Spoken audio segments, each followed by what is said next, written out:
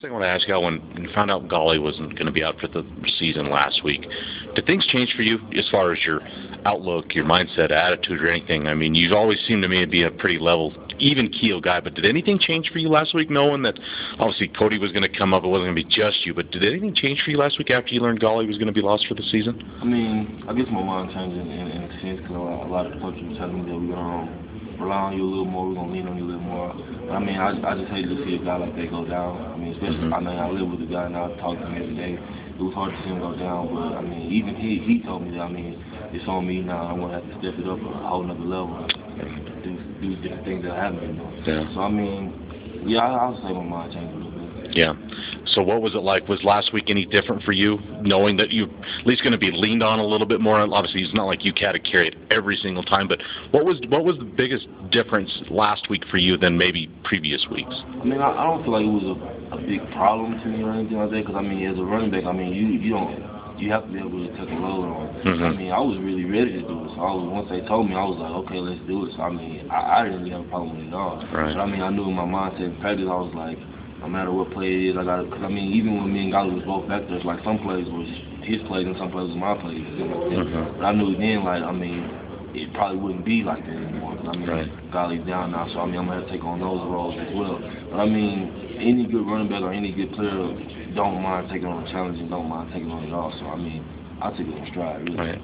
If goes according to plan, you're going to, I think, be the 10th running back in this school's history to exceed 2,000 yards this week. I don't think you need very many. Have you thought about that? Did you even know that? And I mean, what does that mean to you if you even knew about it, I guess? I didn't know anything about it until right now, until you told me. But, I mean, I really don't even look at it like that as in, okay, I get this yard, I'll be the 10th guy to do this in school history. I mean, it really doesn't matter like that to me. Like, what matters is, like, sending these seniors out and win on their last home game Saturday.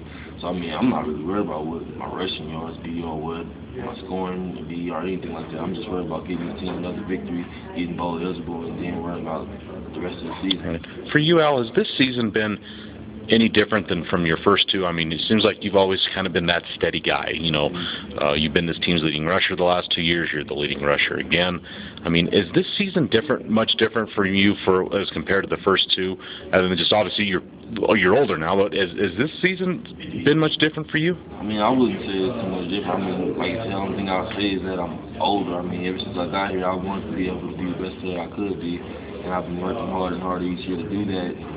Pretty much, I mean, I just take it in stride and just go out there each week and do whatever the coach tells me to do. Seems like this year too, with Cody being moved up now, taking the red shirt off, he spoke pretty highly of you. Would you kind of taken him under your wing, so to speak, since he got here, or would you describe it that way, or how would you describe that? I mean, I basically describe it like, even like I remember, like I didn't host him on his visit, but like when he came up on his visit, like I was there and I was talking to him and whatnot.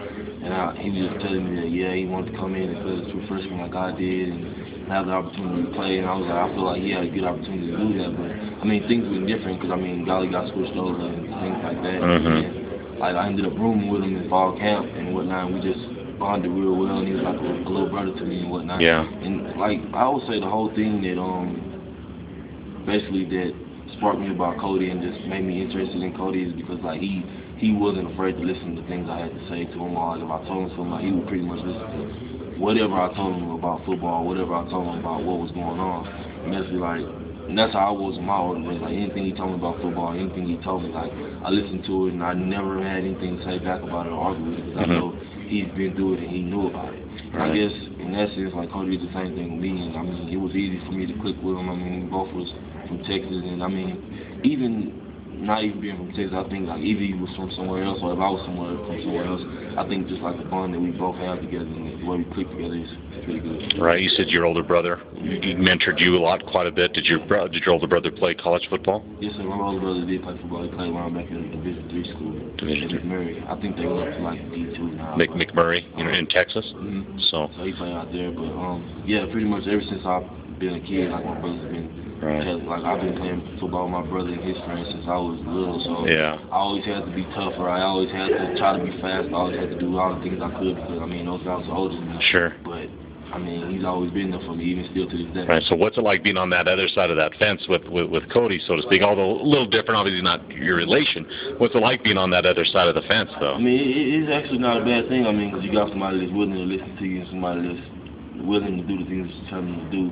And I mean, not taking a big head or anything like that, or saying like, okay, you don't know anything, this and that. But I mean, I like the guy. He's a good kid. He listens to pretty much anything I say. I mean, being on the other side is not a bad thing. All right. You ready to bust a big one, Al? I know you haven't. I mean, don't get me wrong. I'm not saying you haven't run it well, but I know you're capable of busting big runs for touchdowns. You've done it in your career. Is it? You thinking it's time? You think it's closer? Do you think it's getting there? Do you think about that much? I mean, I don't really think about it much. I mean, I think about it at times, like, man, I haven't had a big run yet. But I mean, at the same time, I just stay humble and I stay positive about it. And I'm just patient about it. I mean, I never thought the first carry I would have would be a big play like that. I never even thought that. But even this year, I've just been patient with it. I've had some good runs, but I mean, the main thing I wanted to focus on in my run game is because, like, sometimes I may lose a lot of yards, but like what I wanted to focus on is just like going north and south and getting those tough, hard yards if I have to get them, sticking my nose in there if it's nothing there. But I mean, the O-line always holds up for me, but I'm just patient. It'll come. It'll happen. Sounds good.